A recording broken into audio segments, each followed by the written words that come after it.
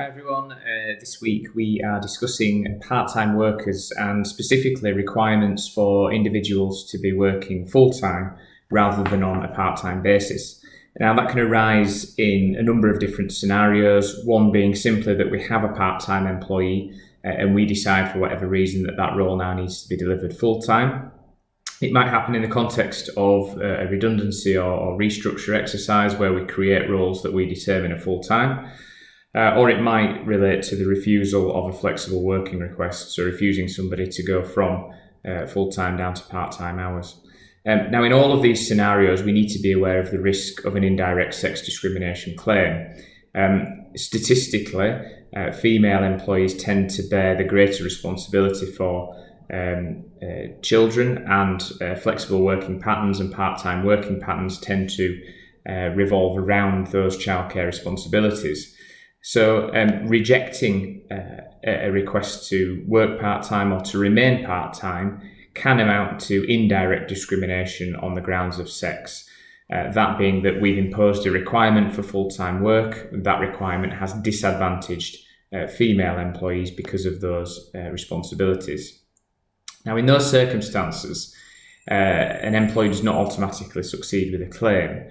There is a defence of objective justification in those circumstances.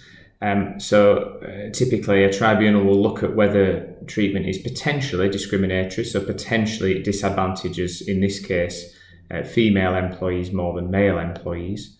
But is there a defence of objective justification? So is there a legitimate aim being pursued on the part of the company? And is the decision to require an employee to work part-time a proportionate means of achieving that legitimate aim? So in the context of a flexible working request, for example, an employee may request to move from full-time work down to part-time hours.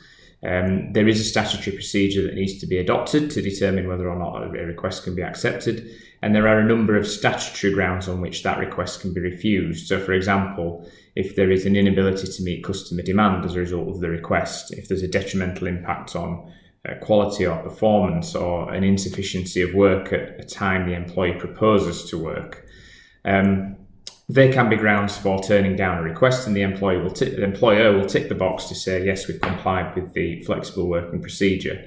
But an employee who is unhappy with that may present a claim of indirect sex discrimination, and at that point, aside from using the statutory grounds for refusal, an employer has to show that the decision is proportionate in the circumstances.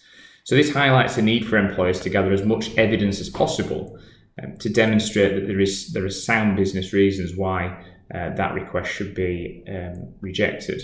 It may be easier to do so in much smaller teams, or where an employee performs a very specialist role, and there may be a loss of expertise and a really detrimental impact on the business in those circumstances. It might also be difficult to recruit on a job share basis to replace those skills depending on the role that is being carried out. Now, we talk about legitimate aims. If we apply this to other scenarios such as a restructure, so you may have, for example, a customer services team that has 4 individuals working part-time. The employer may say we need to move to 2 full-time roles or 3 full-time roles. Again, on the face of it, that could be potentially discriminatory because that could disadvantage female employees who statistically bear more childcare responsibilities. So the question is, does the business have a legitimate aim that it's pursuing in terms of the requirement to work full-time? Now, in the past, legitimate aims that have been accepted by tribunals include health and safety, operational efficiency, meeting clients' needs, rewarding loyalty or length of service, or rewarding antisocial hours. In the case of a restructure, I think it will ordinarily be a case of looking at operational efficiency. You know, what challenges are faced by a business if there isn't that bank of full-time employees. And more often than not, the employer will simply say continuity of service to the customers. If an employee is working 2 days per week, we can't give them specific customer accounts, for example. So how can we give that continuity of service? That on its own may be a legitimate aim, but we then need to be able to demonstrate that refusing a part-time working request is a proportionate way of achieving that aim. And again, gathering as much evidence as possible to identify the detrimental impact that part-time working hours would have is really key to that suggestion. I also mentioned at the very start that this video includes not only flexible working requests and restructures, but simply converting one part-time role to a full-time one. And the rationale is very similar. So we look at why that needs to happen. Is that a legitimate aim for the business? What aims are we pursuing, and what are we going to hang our hat on when we consult with employees over that change? And can we demonstrate that there is proportionality in the decision that we're making? So this area is certainly not black and white. There is a real key to identifying the business reasons for implementing any changes or rejecting any requests to move to part-time hours. And as we know, there will be more and more pressure on employers to improve flexibility for employees moving forwards.